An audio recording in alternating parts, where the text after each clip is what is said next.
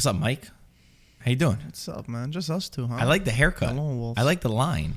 The line in it. You look like you're about to sign a contract. Like you're trying to attract the team. A Serie A team or Serie C2? Is that for like Pogba? Pogba does the lines in his. You're wearing black and white and you got a line. I am getting excited. It's for the good of the league if Pogba does come. For the good of the league. Yeah, it'll be great for Serie A if he does come. So maybe I got a little excited. Yeah, I like it. Yeah. How you been? Good, man. How about you? Good. I don't know. I'll be honest with you. We got a lot to talk about. We want to do a podcast, just you and I. What's so weird, the transfer market. Like, we'll talk about transfer market. We'll talk about Italy, obviously, in the Nations League. Some good, some bad. But honestly, I'm so bored by the transfer market right now. I've completely shifted because a couple of years ago, I would want to eat up every single piece of news and always be informed. And now, every time I'm watching, I'm like, it's the same thing over and over again, just repeated. It reminds me of like the boy who cried wolf. You believe in the first time, and then the third, fourth time, you're like, okay, what's going on here? You know? I know. I think there's too many voices. Like everyone is tweeting the same exact news like 50 times, so it feels like it's so more redundant than anything. Yeah, that's true. So I've kind of just like checked out. Like I almost don't even check anymore until we get to a serious point, which is like weird. How about you? Over the years, obviously, it's going to wear you down a little bit, you know? But, yeah, all that regurgitated news, recycled all day, every day. Pretty much the same stuff, just reformatted, changing different words. So, it definitely takes a toll on you, and it's not as exciting. It's not as magical as it once was in the earlier years, I think. It makes me appreciate football, though. Like, I want to watch the games more than anything. More than just, like, the transfer market. For me, that's what I enjoy. I mean, these players, now they're finally getting a break. There's been so much criticism on the Nations League because these guys just had a long season. Now they had to play 4 straight games in, what was it, in 10 days or something like that. Did you see Modric? What he said? Yeah, Modric. It's inhumane. Modric was mad. Yeah. I'm with him. Like the last match that Italy played, the players were dead tired. They had zero motivation. Yeah. Can you imagine doing such a long season with all the traveling, all the changes, and then they add on this competition that they're trying? It's a little bit above a friendly, but at the end of the day, let's not like try to compare it. I see everyone's like on two sides. Either you think the Nations League is like great, it's some competition that you want to win. For me, it's just like kind of like, all right, I'm gonna watch it just because it's my team playing, but there's no way that I would celebrate a trophy. Yeah, I mean, even though it's not a real trophy, it's still something, I think, and there's still a lot of good teams playing each other. I mean, Greece won 4 out of their 4 games, so I'm ecstatic. So I was happy for the Nations League. Italy had the toughest group, not arguably, definitely, out of all the teams, and there was pros and cons on that, I think, overall, right? The one good thing that I like some of the players that Mancini has selected. Gionto, he popped out, Gionto, right, out of nowhere. Yeah. He had that 15 minutes in the match where the internet exploded. He looked like Messi. Then everyone calmed down. He's 18 years old. We need to give him some time. I've seen some good things from him, some signs. I mean, not ready to go crazy and say he's, a savior of the team. And then, we had other young players, and he's not so young, but new, I would say new faces, which was like Lorenzo Pellegrini, who for me, like I always want to see him play now. Good. He was so good and so dynamic. I think character-wise, he stepped up for Roma this year. And he's kind of like that added piece that we need, especially going forward. So there's been some good players like Tonali too, getting into the side. But then we're still at our old adage where we can't score goals, and we realize that it's not just the number 9 that we're missing. Yeah, it is a strange thing. I mean, Mancini even came out afterwards and said after the heavy defeat against Germany, and he said that they're still trying out a lot of players, as we've seen. Like you were saying, Gionto, Cancellieri was playing. Gatti also came in. Gatti looked good. He didn't look bad at all. He did not look bad for a guy that's been playing in Serie B. Spinazzola also getting his feet wet after so long for being out. So yeah, he didn't play the best 11 that Italy had, but it was more of testing out the new players, seeing the older players, how they gel with Bonucci and Chiellini out the door. They got to test out new center-back partnerships, whether it be Mancini and Bastoni or Bastoni and Gatti. It's still, or Acerbi, who's been thrown into. Acerbi so there's a lot of, belongs nowhere near that. And even Mancini for me, guy. I'm not big on Mancini. So who do you put for your center-back I want to see Gatti and Bastoni develop a relationship and see if they can become something because I mean that's what we need to go towards either way. We need to look towards the future. So these games are good for that. They're good to be like a little bit more competitive. You're playing against Germany, you're playing against England, you're playing against Hungary, who's at top of the group. Crazy. That's a good part. We just need to keep moving around things a little bit more with Mancini. And for a couple of matches, I did feel a little bit more enthusiasm, like a little bit more excitement than I had been feeling prior. But at the end of the day, once I saw Italy against Germany and I saw the team was just dead tired, it kind of sucked my motivation out of it too, and I wasn't enjoying it. I mean, considering that the first 3 games, they drew against Germany, which was, a lot of people were very happy with that, obviously. They beat Hungary, a very tough Hungary, who we know are top of the group, and tied with England with Gatti and Acerbi starting. So there were some good signs. Other than the last game, like you were saying, it seemed like they didn't want to be there. Like they had their tickets booked to their vacation and stuff like that. But just looking at the table quickly, Italy right now sit in 3rd place, 3 points above England, who are last place. Are you surprised by that? How do you feel overall on that? Hungary's in 1st place. Yes, I am very surprised by that. I never would have expected them to. Maybe not. Okay, but just the position-wise, are you surprised where Italy's in 3rd, or? I mean, yes. I what think did you expect? We could. I felt like based on some of the matches that we played, we could have been higher. We could have done a little bit more to be in 2nd. But I don't take it that seriously. For me, it's just more so like, can we see some pillars on what we have to be able to build on? And I sort of feel a little bit upset just because some of the young players that are playing right now, I wish Mancini would have given them their shot when we were qualifying for the World Cup to bring this added motivation. So it's kind of like both. I am enjoying to see some of the players, but then I think, why weren't we doing this prior? And that's where I get a little bit annoyed. Yeah, I get what you're saying for that, but I think the problem with Mancini is he wanted to keep that squad that won the Euros. And a lot of people were saying it's easier to say, throwing Mancini under the bus. A lot of people were saying, yeah, keep the squad. They know how to win. They did this. But now everyone's blaming Mancini for all this. Not saying he doesn't deserve any blame, but I get his side of the story. Because if he did change it and Italy didn't qualify, they're going to be like, why didn't you play the winning squad? So there's always going to be... There's balance between the two. There's balance. When we're tying against Northern Ireland and, you could have changed things up. You didn't have to stick to the men who have won you the Euros. I see both sides, and I do see criticism on both sides regardless. But right I don't now, take Mancini, this competition that seriously. Yeah, it's more so to see what will Italy actually do. Do we have the talents at our disposal? And personally, I think we do. Do you think now with this Mancini experimental stuff?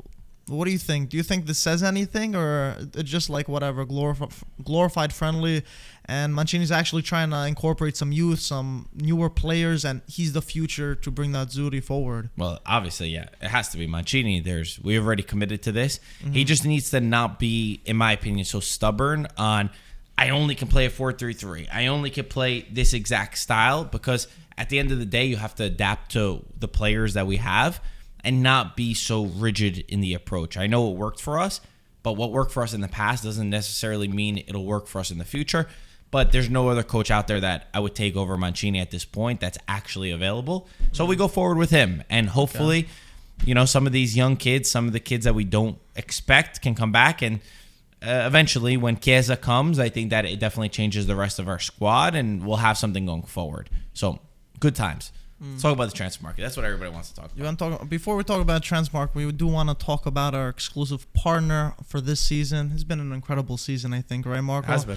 A lot of drama the past 3 seasons, 3 different Serie A winners. True. I think that's great. No other league has done that the past 3 seasons. I like we that. want to thank Paramount Plus, of course. We're watching not just Serie A, not just Coppa Italia, the Supercoppa, but the European competitions. It was such a fun season overall. There's so many highs and lows and unexpected question marks throughout the season, but it was definitely great. We got the link in the description to check it out, because I think next year we're going to see a lot more competition. What do you think? I mean, just think about how good this season was, and it's leading up to, it's kind of like you watch like a really good series on TV, and it leaves you on like a cliffhanger episode, on the final episode of like what's going to happen next year. There's sequel, the revenge of Inter, who we thought was going to win. The underdog Milan came through and won. Then there's a sleeping giant of Juventus who wants to make all these signings to win right now. It is leading up to to be an even better season than last year, which is a very high standard. And I think when you see what some of the teams are doing on the transfer market, like Roma, who I know we didn't talk about it yet, but I think they're one of the teams that are going to make it so difficult for a top 4 spot this season. And then the young teams that are coming up, like Monza, who are trying to make big signings. They're trying to lay their mark. So it's an exciting year. And thanks to Paramount Plus, CBS, who are our title sponsors of the IFTV podcast. They're supporting us. Guys, make sure you go and do it. And you know what's unbelievable to me? It's $5 a month. I know we said like it's if you go for 12 months, you get it. Yeah, they pay you whatever basically. It is. That is not accurate. That is not true. Whatever guys, it is. I'm messing around. But I was talking to some friends in Italy, and they were telling me what they have to spend to watch Serie A in Italy. Right? It's 30 to 40 euros, and you don't even get everything, and you don't get 3 devices wherever you are. That is absurd. And you don't get Champions League as European well. Competitions. There is so much to offer, so make sure download Paramount Plus, subscribe to it. Easy, no-brainer. Transfers, Mike. Let's go to trend. There's a lot of transfers. I'm excited. I'm letting you lead. You're letting me lead? But go for high. Go for top level. We're going top first? Yes. Oh, boy. No messing around, Mike. Okay, I mean... What do you want to talk about? We were talking about... What are you interested? Look at me. Look me in the eye. Forget about what's on your notes. Forget what's on your notes. What is Michael Terrace interested in that's happening in the transfer market? To be honest, right the biggest thing that I've been interested in was his Dybala saga. Okay. Just in general. You like the drama. You're one of those guys, I like the drama just because there's like intertwines, not just calcio, just like reality TV almost. You know what I'm saying? Those. No, I actually don't watch. What kind of reality TV you like? I really don't watch reality, but I love the drama of it. No, I actually don't watch, but I love the drama. How first it was Hakan that left Milan to go to Inter. Now it's Dybala that's leaving Juve to go to Inter. I just find it mind-boggling to me how all these players are leaving to go to Inter, try to build something over there. And, you know, a lot of so-called number 10, so-called vice captain or captain is leaving to go over there. It just, so Antonio was right about you. You're a pot stirrer. That's what you enjoy. To be honest, in the beginning, the past couple of months, I was like, no, Dybala's not gonna go. Dybala's not gonna go. And now, you know, he's right there. It's gonna happen. I couldn't fathom him going there. Just like I couldn't fathom Higuain going to Juventus from Napoli. There's just like... Let's peel this onion. Let's peel it. It's just crazy to me, to be honest. The latest reports are saying that Dybala is going to end up joining Inter one way or another for whatever the fees are, 6 million. They're talking about a couple different numbers, whatever it is. It's a weird situation because there's two things to dissect from this. I think Dybala got into a situation as well for him where we didn't see a crazy number of offers as we probably would have expected from Dybala, right? We didn't see offers from abroad.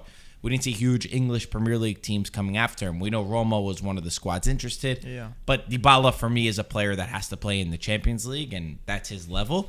So going to Inter, if you take away the jersey color and the team, makes sense, right? Because they're a team that will play the type of style that he wants.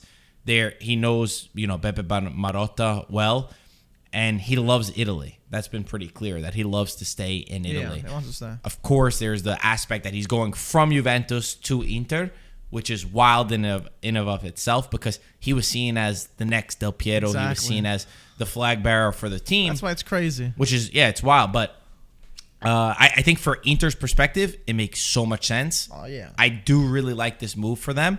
I know the injuries that Dybala has, and that's one thing that we can't really speak about. We don't know how he is physically, even though he has missed matches.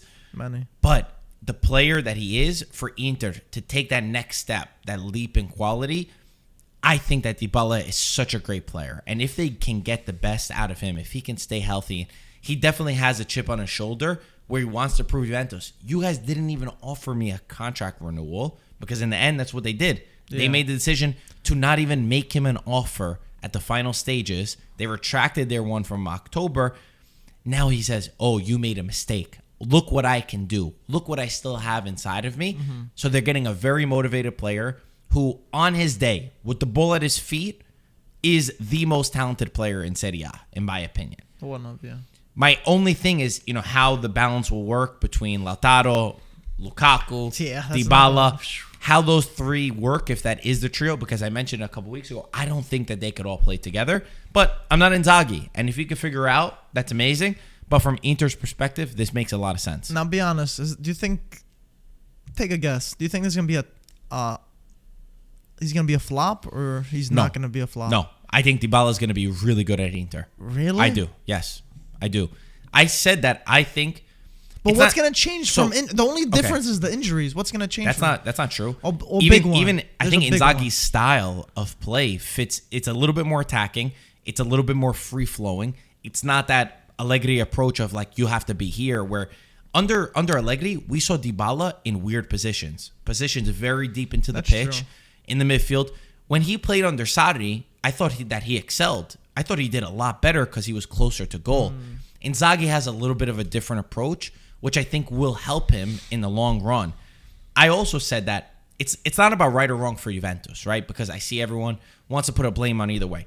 Juventus made a decision. They did not want Paulo Dybala anymore. A business decision. They want to play a 4-3-3, and he doesn't fit the 4-3-3 as Allegri wishes. So they made the decision either way. For me, Dybala's always a player that you fit into a team, but it didn't work for Juventus. And that's the one other little thing that I want to say, because I see people, and I got on this Twitter debates. I don't know if you saw, but it went crazy when I tweeted it. Everyone was commenting, oh, Dybala is accepting a lower fee to join Inter, a lower contract than what he wanted at Juventus. So Juventus made him an offer that he accepted back in October. And they changed it. They waited around. The agent pushed this. They said Juventus, for tax reasons, they wanted to account it in a different way. Once Juventus signed Dusan Vlahovic in January, their plans changed. Arrivabene, CEO of Juventus, said, once we got him, Dybala is no longer at the center of the project. And he quoted saying, we didn't even make Dybala an offer to renew because it would have been way too low and we didn't want to disrespect him. AKA, we don't want Dybala. That's a decision Juventus took. It's not that Dybala went to Inter to accept a lower number. Juventus said, we don't want you. You're out of the project. It is to be seen if that is a terrible move from Juventus, if they will regret it or not. But that's the situation as it is. But, okay, a lot of people are overplaying this whole Dybala center of the project. How can you be a center of the project if you're not there most of the games? He's not at the center of the project. That's what they said. I know, but that's kind of assuming like as if before Vlahovic he was center of the project. He was, the point is that he was not going to be. Like, it was always, Dybala was always the guy that he was the reference point. He was the one that you would look towards on how are they going to score goals? How are they going to create chances? Whether he was there or not. Whether he was there or not. The whole point is that you're getting caught up in the wording of this. The point is that Dybala was not part of Juventus's plans. Period. That's it. Yeah, to me, I think there was a deeper falling even before this, just because his inconsistency in appearances for the thing. Yes, he's talented but then he also has those games that he goes invisible. But then you can also argue that's him recovering from injury, or he needed more minutes on his feet to keep it going. Let's talk about Lukaku. So there's a lot of stuff for that. Yeah, we did talk a lot about Dybala, but it is gonna happen, and I'm really excited to see how he's gonna be playing, and especially the Derby d'Italia. Oh my gosh. I'm never missing that. If it didn't I'm not blinking that game. That's all I'm saying. If it didn't have any more hatred to it, then you add the number 10, who was at times the captain of Juventus when Chiellini wasn't there, joining Inter. That drama was pretty fun. If he scores, I want to see what's going to happen. It's going to be a riot. There's going to be many fires. It's going to be a riot. Wherever it is. Lukaku, the latest, I was just listening to Sky. They said that Inter offered 5 million plus 2 million in bonuses for a loan. So they're at like 7 million. Chelsea's pretty close. They're at like 10 to 15 million. This one's probably going to happen. Yeah. Lukaku, after being sold for over 100 million last summer to Chelsea, is going to return to Inter. Marotta's a genius, bro. Marotta had this all planned out. He had this all planned out. He's a genius. My favorite thing is like, I'm seeing all these people who are like, why are you worried about Skriniar or Bastoni leaving? They're just going to return next year on loan for free. So make that money. We knew Lukaku was not going to work at Chelsea. I think that's one of the things that we predicted pretty well, because he fit so well under Conte's system, where he was the center of the game. Everything went through him. Yeah. Then you go to Chelsea, where there's different players, different system, different coaching. So for me, it's not a Premier League versus Serie A thing, because We predicted this way before when he went there. We didn't think it was a good move for him. Now he's returning, different coach, still same idea, and I think Inzaghi will put Lukaku at the center. I think for Inter, it's a great move. You have this opportunity to bring back who was the MVP of the Serie A, MVP of your team. You accept it on this loan deal. And Inter didn't win the Scudetto. They lost it by very few. Credit to Milan because they were there.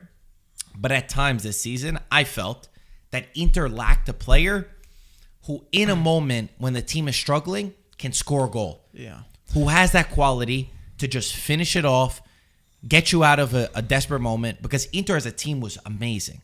They were all for one. But when you want to do Champions League, when you want to do Serie A, I feel like there's times that you need a guy with the class of Lukaku. I take this 9 times out of 10. I mean, it's a match made in heaven. He loves the club. We know that he was begging to go back to Inter. I love this move, and I'm really impressed. I was nervous. I didn't think it could happen for financial reasons, but I'm impressed that they're able to pull this off. It's interesting because, I think everyone loves Lukaku. Even though if you're not Inter fan, he just seems like a chill guy. You're humble. Unless you're Chelsea player. Yeah, except you're a Chelsea You just player. got screwed over by him. Yeah, that's true. Marotta masterclass regardless. But it's going to be fun. Dybala, Hakan, Lautaro, Lukaku, Inzaghi's licking his fingers, his lips right now, getting ready for this. But I have a mini hot take on this one. I think Lukaku's going to come. He's going to do good. But he's not going to do as good that he did with Conte. Even though they played similar styles, I think Inzaghi's more of a coach, not to rely on a single player just for attack, as Conte did. Just like you were saying, everything ran through him. I don't think everything's going to run through him. I think he's going to have his wing-backs more involved. I think he's going to have his midfielders more involved, and it's not going to just rely on Lukaku. He's going to have a good season, but he's not going to have an MVP season like he did with Conte. I have a hot take. I'll add. Damn, I see your hot take, and I add a hot take. Okay. I think they'll sell Lautaro. Whoa. I don't believe. I could be wrong, and I know the newspapers are saying that I'm wrong, but for some reason, in my brain, I can't imagine them getting Lukaku, Dybala, and keeping Lautaro. That's Fantacalcio right there. It's either that or they're going to have no defenders because they're going to have to sell Skriniar and Bastoni. They're playing with no There's going to be cleats nobody next season. behind them. Like, there's something's got to give. I personally, I don't know how they're going to pull it off. It would be crazy if they're able to. That trio on paper is gorgeous. It's fantastic. Overpower. But let's see. They'll definitely have to make a sacrifice somewhere, whether it's Lautaro, which again is just speculation from me. Or Skriniar right now is one of the ones where PSG offered 50 million plus a player. Inter told them give us 80, and if they get 80 million for him, they're selling Skriniar. You can't even fault them though. 80 million is a lot for center back. 80 million. You can get another very good center back. I mean, they're almost a dime a dozen. If you can get Bremer for 30 to 40 million and you sell Skriniar for 80, as much as I don't like it because I love Skriniar, it's good business. And he's got great heart, and he was for me the best defender in Serie A, one of the best defenders in Serie A last season. It's hard. It's a hard loss. They're gonna do 100%. But if you have to look at Skriniar or Bastoni, I sell Skriniar before I sell Bastoni. Bastoni's the future. Bastoni is younger. Yeah. Bastoni, I'm sorry to say, he's Italian. And I want to see an Italian player stay in Serie A. I mean, come on. We have to build this league up at least with some players like that. So for me, I would love to see Bastoni, he's going to be the future of the national team. I need to see him play in Italy week in and week out. That's just me personally. That's how I would like it. I think if you have to make the mark, you sell Skriniar over you sell Bastoni. And hopefully it's only one and not two. Yeah, and I'm just saying it from now before the Mercato ends. Inter has this Scudetto wrapped up, dude. Well, we also thought that last year. We did also think that, but now I'm even more so sure. Can I get Hakimi back? Can I do that too? Can I get Hakimi in the deal for Skriniar? Dude, I wonder how many other players are going to go for too. That's because, it's still fairly early in the Mercato. They're mad. So They're big mad. They're upset on the Scudetto loss. Yeah. They're tasting blood right now. They want. It's good. Yeah. It's good. It makes it more interesting. Yeah. It makes it interesting. Let's talk about Juventus since we just spoke about Dybala. This Di Maria saga, which is the one that has drove me crazy. I mean, I can't stand. Are you sick of him yet or not yet? You're so excited. You know why I'm mad? I'm excited because I said back in, you remember, February, random. I literally just went on Transfer Market. I'm like Toronto FC's owner. I went on Transfer Market and I looked at who's a free agent. And I saw Di Maria, and I remember Juventus wanted to do they needed a winger, and I was like, oh, this guy's the guy. He's the one to get. Juventus don't have a lot of money to spend on a winger. They need someone who's already well developed, and I like Di Maria. Now they got this whole problem with the contract of he wants only 1 year, Juventus want 2 years, and the competition of the they'll be other able team to take advantage of the tax breakdowns and all the stuff that I don't care about because I only care about the ball rolling. That's it. I think Di Maria is the guy for Juventus to sign. Allegri clearly wants him. And when you talk about the alternatives of Zaniolo and Berardi, for me, they're not at that same level as Di Maria. Yes, he's a short-term approach, but Juventus have clearly shifted what their goal is. They've moved the goalpost of, we want to win now. We don't want to win tomorrow. We need to win now. And to win now, a lot of the times, not all, but for a coach like Allegri, I think he needs players like Di Maria in his squad. I think in the end, Di Maria will join Juventus. Are you annoyed, though, that he's putting Juve on the back burner and waiting for another option like Barcelona to get their answer first? Doesn't that Honestly, bug you or no? I don't think it's that. I think that he just wants the 1 year because he wants to go back to Argentina afterwards. Like, that's his idea. And he'll go wherever is going to give him that, besides Benfica. So you're lying to yourself. There. No, you asked my opinion. No, but I gave my opinion. The reports have been saying that he wants to hear about Barcelona first. Yeah, what report? I saw that from like the Spanish reports. I didn't see that from the reliable ones in Italy. You don't take any. You take with a grain of salt. Yeah, this is where you get mad that he wants to. No, I'm just asking your opinion. Barcelona's a great team as well. I don't think that I really think that he just wants his 1 year of contract. Okay. And you got to play the field. You're negotiating. These players, who's offering me more money? What's a better environment for my family? He's a commodity right now. For the rest of my life. So I'm not mad at that. And I think he's a good player. Pogba returning to Juventus. This one is all done. Yeah. Again, another one that seemed very obvious. He was another one I saw in February on the list. We knew it wasn't staying at Man United. I was pretty sure that he was going to go back to Juventus. It's around like 8 million salary, something like that. Great move. I know some people are like 50-50. No, not 50-50. Like 70-30, I would say, on which Pogba's going to come back. Is he motivated? He did so bad at Man United. He's not the only piece that Juventus needs. And I agree, he doesn't solve the midfield problems. But I think you're getting a hungry guy. I disagree with people who are judging what he did at Manchester United, which if you look back at Manchester United, and I'll admit I'm not the person to say this. I'm not the best source of watching Manchester United. Okay. But when I think back at who has been successful at Manchester United in recent years, maybe only Ronaldo is the one that comes to mind who really did well. So I don't fault Pogba in that sense. And sometimes environment matters, where you are, the players playing next to you. Because for me, Pogba's not a guy who fixes a midfield. He's not even a guy that you build a midfield around. He is a great player to provide in the attack, and he needs other midfielders around him who do the dirty work, who could balance him out in ways, right? I think I've said this before. He's the cherry on top of the cake, but he's not the cake. And Juventus need a player like that, though. Juve need the cake, though. Juve need the cake. You're right. You're just chilling with the cherry over there. It's not going to feed. It's not going to feed the cherry fans first, and then we'll talk about the cake. There we go. No, but for me, Pogba, he also provides the ability to go forward and to shoot. Everyone on Juventus, the midfielders, are terrified to take a shot. We know all the Pogba's Vine goals that went viral for so long. He loves to do that. I think he's going back to an environment that he knows, to a coach that he knows, and a city that he loves. This has everything to be perfect, but Juventus also need to make other moves in the midfield to fit him. But what do you think?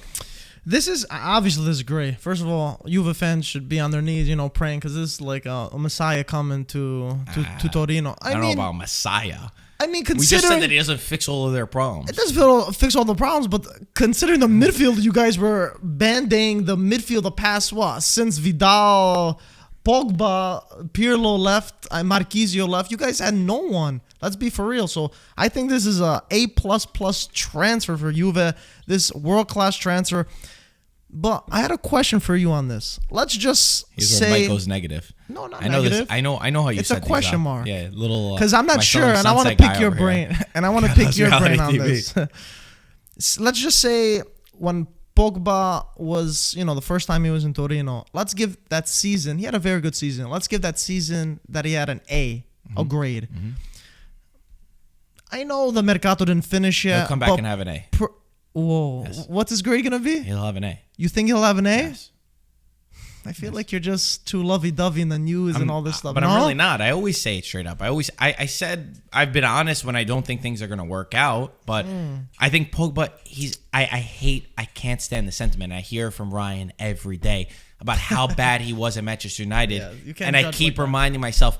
I remember watching him in the beginning when he first joined because I was always a fan of Pogba. And they were playing him in a 4-2-3-1 as one of the two center defensive midfielders. Out of position. That's not where he played. And I know his position ended up changing, but it's about feeling good in a place. It's about playing in the right position. It's about having the right guys around you. I think Pogba's going to work out. That's my personal sentiment. Even without knowing any other midfielders that they're going to have? Who's calling you? It's actually Antonio. Oh, gosh. He's going to be mad that we did a podcast without him. He is. We'll text him after. Yeah. Play some football. But in terms of even without knowing they will add someone good, else. but good enough midfield is not like free transfers. I really think that they're missing like one guys. more. I think they're missing one more midfielder because it is wild to me when I hear people say that it'll be Pogba, McKennie, Zakaria in a midfield or even Artur. That is not a good enough midfielder. There's also Locatelli, right? They'll say like Pogba, Locatelli, Zakaria. For me, I don't know if that works. I don't think that it works. If Locatelli plays as a regista, which again for me, Locatelli is better as an attack as a center attacking as a mezzala. Sorry, mezzala box to box, where he could go up. That's how he was at provides Sassuolo. assists. He scores goals. That's where he's better, and you need a real regista. Now, if you get Pogba, a regista, and Locatelli, that's a midfield that I think he'll thrive in because Locatelli also will do dirty work. Zakaria, for me, the guy's gotten injured how many times since joining? He's not somebody that I could rely upon. And that's the only problem. That's the one thing for me. I mean, I obviously want Pogba to be good. I think next season can have a lot of competition. Milan, Inter, Juventus are really putting in work. Napoli surprisingly hasn't. We got to talk about that. Hasn't been doing very good, and I'm a little disappointed just because they had a very solid season considering Spalletti came, the first season in, and he's done some great work. But the end of the season didn't come out as at least what I expected. I thought they were gonna end the season a little bit stronger. But there's so many rumors on Mertens going, Koulibaly going, De Laurentiis not wanting to pay these players. We all know their captain Insigne is off to Toronto. And you forgot the big one. Fabian Ruiz. And Fabian Ruiz is one of the best center midfielders in Italy. How'd that slip my mind? I really am annoyed by this because Napoli's a team that I love watching. They play the right style. They have good energy around them. They're always a team that grabs your, tugs the strings of your heart. And when I see that they get into top four, which was the goal, they achieve the goal, Spalletti achieved the goal, and there's these rumors that they've offered Koulibaly and Fabian Ruiz half of their salary to extend. At the same time, Mertens has said that nobody's come calling him to stay at the club, and they're losing Insigne. They're not losing. They could potentially lose 4 pillars of their team. 4 starters, 4 leaders on the pitch. For me, that is not good enough for a team that needs to improve. Yeah. Now, what happens in the end with those 3 players, we don't know. But at the moment, they need to be adding more quality and keeping those key players, not losing them. So for me, I'm sort of mixed emotions with this one because when I look at the competition, when I look at Roma are adding the right pieces, that's a team that's got daggers between their teeth that is waiting to try to enter top 4. They're making the right signings. They got Matic, who character-wise is exactly what Mourinho wanted. He's a leader. He understands and he knows how to manage games, which if you watch back at Mourinho's press conferences, the biggest thing he said that Roma were lacking were managing matches. Think back to throwing away the game against Juventus and so many of those moments where it wasn't just the quality, it was the mind. That's what Matic will help with. They're closing a deal for Fratesi, who's a young, talented player. He's already from Roma. They know him well. He will be so good in the midfield for them. They're getting him on a good steal because it's like $15 million, but they own 30% of his future rights, so they're getting a good deal on this one. And they're talking about that right back. I don't know if it's Sekir or Çekir.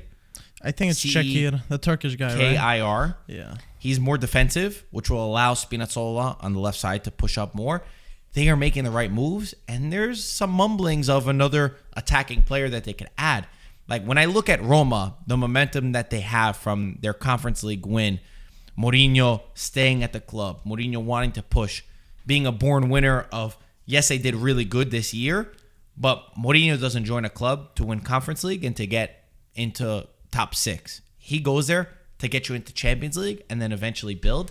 So next year, right now, at the current moment, things could change, but I think Napoli are really risking their Champions League spot if they go down a bad path this Mercato. No, Marco, I agree with you for most of those points there, because it sucks to see Napoli because they were fighting for the Scudetto for how many years with Juventus toe and toe, and now they got Spalletti building something, but now their Mercato does not look good. There's still a lot of time left, but as it's going now, we're basing it obviously from what it is now because we're just analyzing them. It's not looking good considering the other stuff, and I don't know if they can. I want to wait till the Mercato finishes, because right now the way it's going, they're looking like they're going to be fighting for a top 4 finish rather than fighting for the Scudetto, which is really concerning to the Napoli fans. And Mourinho, on the other hand, they're a team that a lot of people should be following their model, just being amazing in terms of. I always supported Mourinho. His first season done very good. And he's bringing in these players. I think the Friedkin group really loves what he's doing. And it's just fun to watch this unravel. And having Mourinho, a great character like him, back in Serie A is incredible for us. But I'm going to go back with the Napoli thing. If they don't start having some progress soon, I think there's going to be a real danger if they're going to be a top 4 side for next season. The Friedkins are amazing. I love them. Like, I love the ownership. I really do. Because they're silent. Like, they don't say anything. They don't get involved. They sit back. They do their job, They're but they're trusting supposed in the to. process. Yeah. They look like they're investing money. They look very serious. Mm-hmm. I really enjoy their approach in Italy because it's very different than when some foreign ownerships come in. And I think that they're going to be very successful. I have a hot take for you. Let's hear this. Full of hot takes Since we're doing hot takes today, Roma should sell Zaniolo. I mean, that's what the reports are saying. If they could get $60 million for him, $60 million, I can imagine how they'll be able to add to their team. I know Roma fans will hate me saying to sell Zaniolo, but if you get $60 million for him, I think you could replace him. I think even like a guy like Berardi will be a great player fitting in Roma's system. I don't think Roma fans will hate you on that one, to be honest, because Zaniolo's big for them. But Zaniolo's, you remind me a little bit on Dybala. When he's on, but when he's not, which is... Zaniolo's also 22 years old. He's also 22, but he's also injury prone. He's also inconsistent. I love Zaniolo. I'm not with Michael on this one. I'm saying I love Zaniolo, but I would sacrifice him for $60 million. I don't have anything against Zaniolo. I just don't think if they get that offer, I'd sell him in a heartbeat, to be honest with you. Just because I feel like he's inconsistent, man. He's inconsistent. He's injury prone. You can't rely on players like that. You can't build a project. You can't have a Bandiera because he's not the Bandiera. You never Pellegrini is. But I'm saying because Zaniolo is more of a younger character. I mean, like the future, the face. You know what I'm saying? I don't think you can have someone like that if he can't guarantee you a certain amount of times. That's why I feel like he falls under the same page of Dybala for me, personally. I disagree with you on that. Okay. I really disagree with you on that. That's fine. But I still would sacrifice Zaniolo just because I think with those funds, Roma might just be able to improve the rest of their squad. Right? Because let's not forget. Okay, crazy scenario right now. Crazy scenario.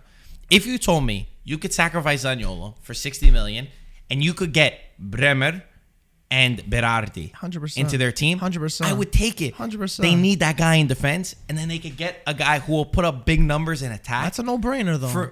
I think a lot of Roma fans are not happy. They love Zaniolo. Like, he's big for them. He's Guys, a big, important let player. us know in the comments if you... maybe you're right. For me, I think that's a no-brainer because you have two players that give you consistent numbers. Berardi, who had a double-double. Even Romero would be a good signing for them in defense. That's what I'm saying. Bremer, great. I mean, he won the MVP. He's more likely going to Inter. Over 10 goals, over 10 assists this season. No other players done that. And I think it's be more consistent and put Roma in a more direct Roma's hot. more Roma's in a hot better right now. streak. But Roma's on the rise. they're exciting. They're an exciting team to watch. I Really? said this in the beginning of the season, but now it's even more Yeah, exciting. me too. I'm with them. I like the transfer strategy. For sure. Let's talk about Milan. Milan, obviously they're passing through this ownership phase. They got Redbird, who have taken the time to come in and to change things up. How do the Italians say it? Redbird. There we go. Did they say it like that? Yeah, they do. I just took a guess. It's pretty funny. Yeah? Where'd you hear it? We heard it together. I think there was a video going around them pronouncing No, it. I didn't see it. It was funny. I giggled. I chuckled.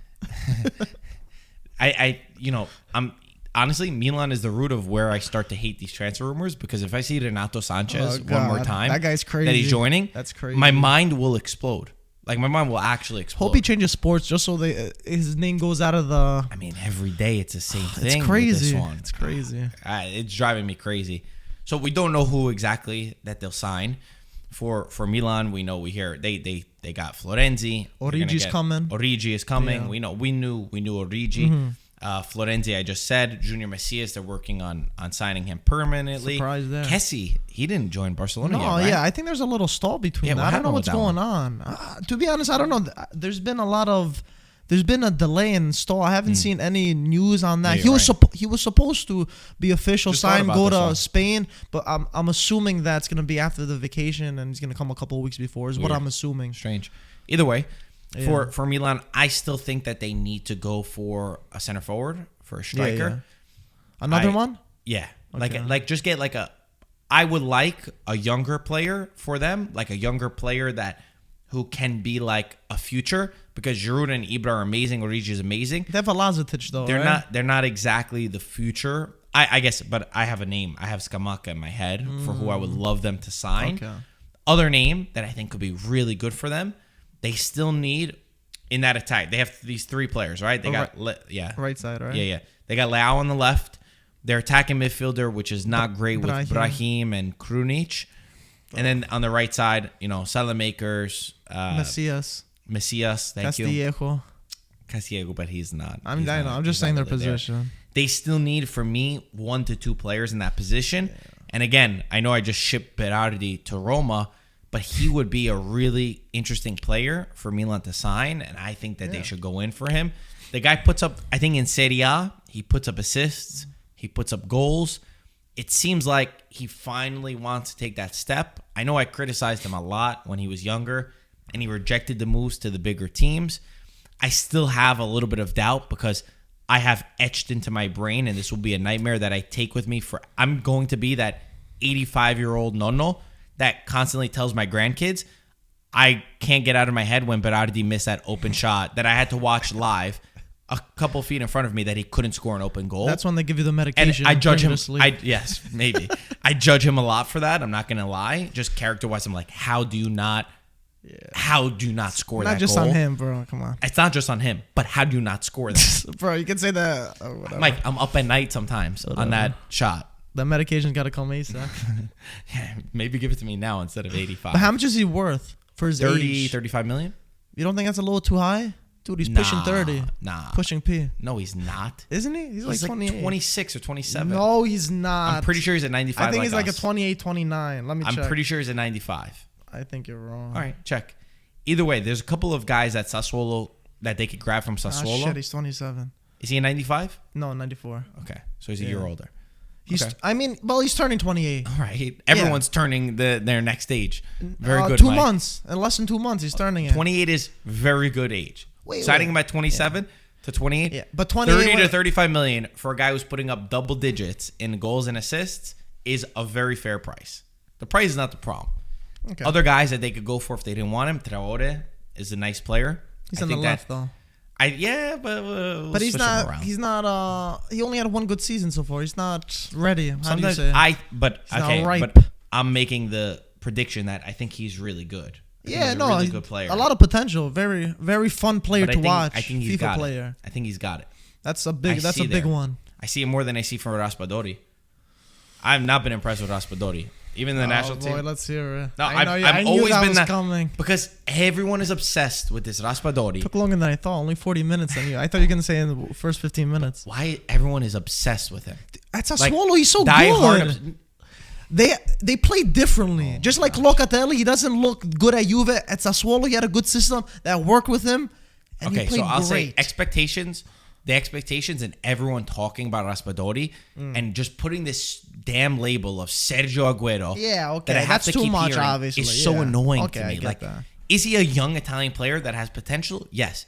Is he ready No. this top? Is he ready for Champions League? No. For me, he's not ready for that. I mean, that's he has obvious. so much to learn. Even the miss that he had in the Italy match, like he needs to stay at Sassuolo And for develop. next season. Again, I could be wrong. Maybe he makes that jump and he does amazing, right? I don't see it. Personally, I don't see it. So you seen Traore already? Then Raspadori? You know what? There's something about this Traore. The way that he beats his man. He's fun to watch. I love a player that goes direct to goal. That there's something about his game. Even Berardi. I'm more convinced on Berardi than I am on Raspadori. He has time on his side. So When you give me that 30 to 35 million, I would rather spend it on Berardi than I would Raspadori. If I have to choose one. Oh, that was like a 6-year difference you got on him too. Maybe I'll be wrong, but That's a tough one. That's how I see it. Scamacca. Let's talk about Scamacca since we're going through the run of. What do you got to say about him now? This is ridiculous. What do you got to say about him? He's another one. He's another one that I think everyone's too crazy on. I think He's a Dionisi's good just so player. good of a coach that no one else could push their buttons like he does. When I see 50 million for Scamacca is wild. It's a lot, right? Okay, if it's for PSG who are trying to get him, there's Make a it PSG 60. tax. I get that. What in the world is PSG thinking to buy Scamacca for 50 million? That's very strange. I don't understand. He's another one for me. Can he make the jump in Serie A for a team like Milan? I like it. For certain things, like I think he can be that, but at the right price. Sassuolo just like automatically put 40 million, 45 million. It's like they don't even think. It's like, yeah, 45 million, period. Like, no, that's for me, the prices are way too high that Sassuolo try to give. Maybe I'm just mad. I'm mad. Am I wrong? Or you like Scamacca? I mean, You're I a like big Sassuolo Scamacca in guy. general. Sassuolo sell ballers. They got a great they got a great eye over there. They pick some fun, exciting players, and it just like you see those Serie A highlights that CBS posts. Like, oh, who's this guy? He plays in Sassuolo. Look at that, what he did. He just beat his man. He scored this 1-2. But are they worth 45 million? Forget about the tax of like every other player. Nowadays, who's worth what? But that's why none of our guys can stay in Italy. None of our guys can stay in Italy because teams like Sassuolo, they want to value their players like so much higher was than they are. Pellegrini worth 40 million that Monaco paid for him? Probably not. But then he also got injured. So there's a lot of there's a lot of things that you could talk about. I mean, for the way he's playing at Sassuolo, You think he's worth 45 million for the way he's playing at Sassuolo and for the Italian national team? what did he score? 17 goals this season? I don't remember. Check. I'll double check on that. But I don't think it was dude, that high. you don't think it was that high? No, I don't think it was that high. I'll check on that. But I just the way Sassuolo play. If you don't play that kind of football, they're probably not worth that much. If you put Locatelli, Juventus that don't play like how Sassuolo are doing, they're not on worth finding that these much. stats, Mike. But I'm gonna look. I'm gonna go through our Instagram. I'm gonna see what else. Okay. What other rumors we got? Morata back to Atletico. Thank God. Thank God. This one, I don't know what Juventus were trying very hard to keep Morata. For me, Morata's not the guy to build on. You think his time with Juventus should be done. They need to move on to get different players. Atletico wanted a lot of money as well to keep him. For me, Morata, Morata, it's time to move on. It's time to move on. You're struggling to find the numbers, huh? It's 16 goals. 60. Okay, you weren't. I mean, that's not bad. It's pretty good. No? Let's talk about Chiellini, LAFC, baby. Official. My man looked like a UPS driver when they announced him, though. That was so strange. What was that about? That was awful. He looked like he was letting in the players from outside, like he was a security guard. But my gosh, that did not do him any favors. Dude, I'm not even joking. I would have left the team if they tried to put me in that. I'm not even joking. I don't care.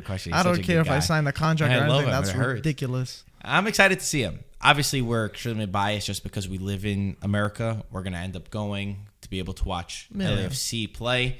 And it gives us more opportunity to be closer to him and closer to Insigne. So we have a horse in this race.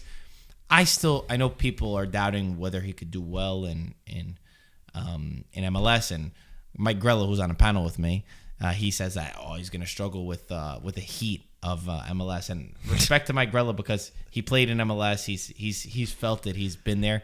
especially with the turf.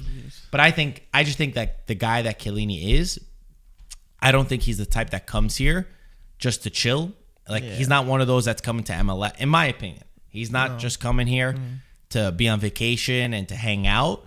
I always think that Chiellini's just a type that no matter when I feel like you put him on the street and he's playing a game with his friends, he's an animal. Like, he gives his all. And I think that he'll bring a lot of excitement to MLS I like seeing that they're investing in a defender, because oftentimes it's usually the attackers that get all the limelight. It's fun that they're getting Chiellini, and I'm excited, but maybe I'm selling this to myself. I agree on you on that part. I feel like Chiellini has an on and off switch. Off switch as soon as he leaves the field, on switch whether he's playing a friendly, whatever it is, he's gonna spit blood. He's gonna fight till the end, and that's why I feel like so many people like Chiellini, just because he's that kind of player that gives 100%, and I think he's gonna do phenomenal in MLS. I think he's gonna do really good. The only thing that's gonna stop him is the speedy strikers. But other than that, dude, if you're right toe to toe with him, you're not getting past him. He's getting older. We know he's not as quick as he once was. Let's talk about one of the most exciting pieces of news that I have just been over the moon about, and now we got confirmation. It is not official, but it is official. Trust us. This various sources in Italy are already saying that Palermo, who just qualified, they won their Serie C playoff. Didn't hear that one before. Padova. Their Serie G playoff against, I almost said G again, against Padova. They're in Serie B, which Serie B looks amazing next season, and they are getting bought out by the City Football Group. Palermo is on its way back. There's probably no team in the world that deserves it more than Palermo to come back. The amount of history, the amount of quality bowlers that this team has provided to Europe and to football in general, their eye for talent, so much is beautiful about Palermo. It's the 5th largest market in Italy. And I will say, just from our experience, there are a few teams that outperform Palermo content with IFTV. Yeah, it's true. That is just to say that people care about this team, and there are people from Palermo all around the world who love this club. And a team like that, a Sicilian team, needs to be represented in Serie A one day. And for the City Football Group to back them and hopefully come in and invest money, but even more than that, I know Peter said this, like getting players on loan from Magic Man City or their youth system, their scouting system. I'm so excited. I would love for them to become a team that could dominate one day. Obviously, we have to see what their strategy is and what the plan, but it feels nice to have an organization that has so much money to be backing them. And I will say this, they are making a great they could not choose a more passionate fan base than Palermo. Dude, all I'm saying is I'm going to be the first one to buy a Palermo Haaland jersey when he ends up going there. Because I think once they go to Serie A, bro, these guys are going to dominate. They're going to win 10 Scudetti. They're going to break Juve's record, and they're going to go insane. You're the type of people that I hate. You're the one who ends up making me hate Palermo. No, to be fair, though, Palermo fans are crazy. I mean, we're posting stuff about them in Serie C, and, you know, we get so many comments, like you were saying, you know, there's a lot of Sicilians that follow them. So it is exciting to hop on that wave. A lot of OGs came from there. A lot of great jewels came from there for Dybala, calcio. Pastore, Cavani, Lucatone. Barzagli. Oh, forget it. We can keep going. Sirigu. Crazy. Sirigu. Really gonna put Sirigu in that? He's a solid Kier keeper. was there. Kier, that's right. He was a beast at Palermo. But regardless, this is an exciting project. Oh yeah, my gosh, I Migo. miss Wow, Piccoli. that was good. Great player. You said Dybala too, right? Yeah. Vasquez, Cavani. Did we say Dybala's was Cavani? good. I think so. Cavani's sick. But all I'm saying, like you were saying, Serie B next season's be great. I just want to say a few names. We got Bari, Cagliari, Genoa, Ascoli, Palermo, Parma, and Venezia. Who's gonna go up next? We're definitely gonna make a post towards closer to the end of the season or mid-season for Serie B, and who's gonna go up, because it's gonna be a real dogfight, and there's gonna be a lot more views in Serie B for sure. This is gonna be exciting season. You mentioned Ascoli, who obviously is a team that we work with as well. Yeah. They did amazing last season because they were predicted to be fighting for relegation. They ended up making it to the first round of playoffs, which was already overachieving. Their coach Sotil, who was already a hidden gem, he's moving to Udinese, which I'm so excited to see because Ascoli obviously did a lot for him. And that's why it's fun to stay updated, and it's one of the reasons why we also post about Ascoli. It's because you find out first about these coaches. Like, we were talking about Sottil and his records with Ascoli for a while now. Yeah. And now you'll see him in Serie A. They're also getting Bucchi, right, as their new coach, who could be that next coach that we're talking about, hopefully with Ascoli, to get into Serie A. So, hidden gem of making the right choices, making the right decisions.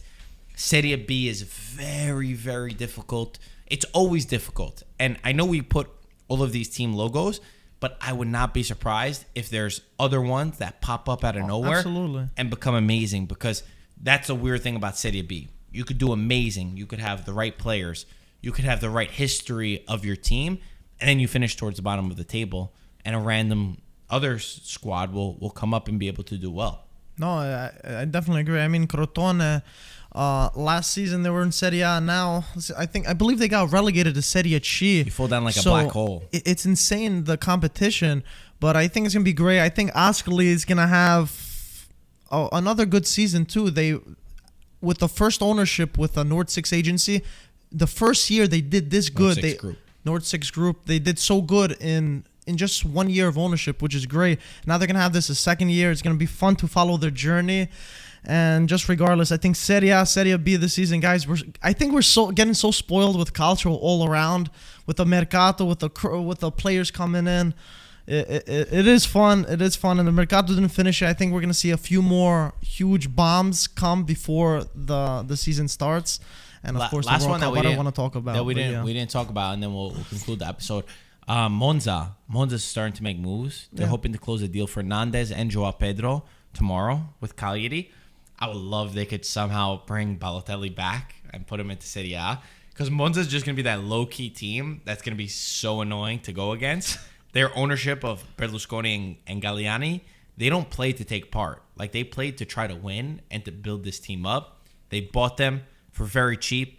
They ran through the ranks, and they want to build a winning squad. I think that they'll be that, like, really fun squad that's going to have, like, I don't know, they're going to be a lot of fun coming from Monza this year, I feel like. And if they could get, I think they were talking about El Shaarawy as well. That's going to be crazy.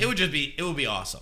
It would be great. The Berlusconi era is going to come back again, this time in a different team. I hope. I don't know what it is, but I love Galliani. He's just such an icon, and to see them do it in a different way, to do it from the ownership perspective now, and to bring them back to Serie A, I think it's an exciting story, and it's an exciting backdrop to just build into this season. Anyway, what we started the episode off with, we hate transfers, and then we spent an hour talking about transfers. Yeah, well, it was good. We talked about the good ones, though, right? It's like it's like that little addiction that you have. Like, I'm like, I know I shouldn't refresh to find out the news, but I can't help it. It's a vicious black circle that doesn't end, right? It is. How do we fix this? Anyway, guys, I hope you enjoyed the podcast. Make sure you download and subscribe to Paramount Plus, who is our premium sponsor. Drop your thoughts in the comment section below. And as always, we'll talk to you soon. Ciao, ragazzi. Ciao, guys. Whoop. My ears are sweating. Yeah, mine too. Is that normal? No, mine too.